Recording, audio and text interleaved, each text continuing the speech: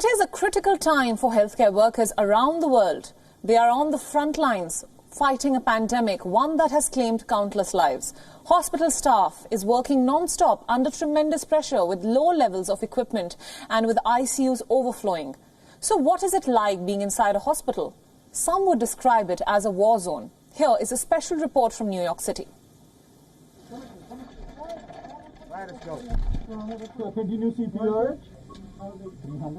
It is apocalyptic inside most of the New York hospitals. Amid the growing desperation, there are people out on the streets demanding that the lockdown restrictions be ended. But what about these medical workers? The untimely easing of the lockdown could lead to an unprecedented surge in the number of cases and fatalities. The United States has more cases than the next 6 countries combined.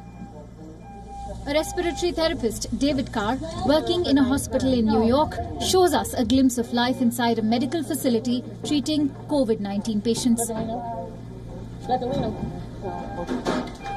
It's the relentless pace of the intensive care unit treating patients with COVID-19 that makes Carr keep shuttling constantly from room to room.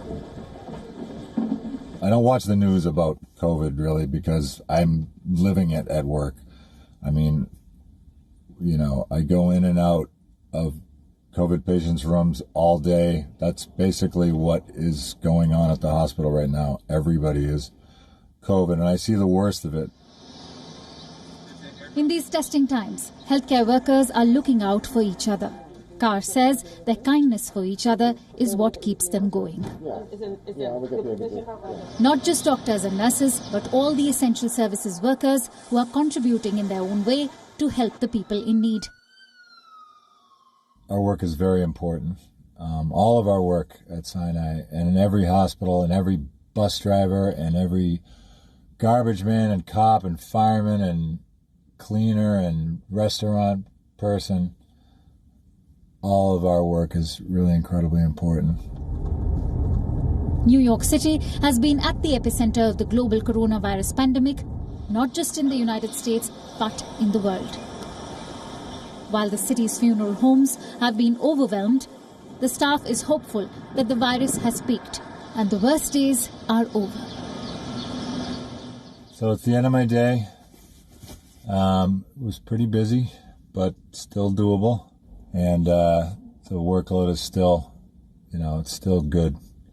And this thing is still going on, even though the numbers have gotten better. And it's gotten better here. We're discharging some patients.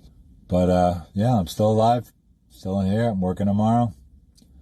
And thanks for coming to my world for a couple of days. All right.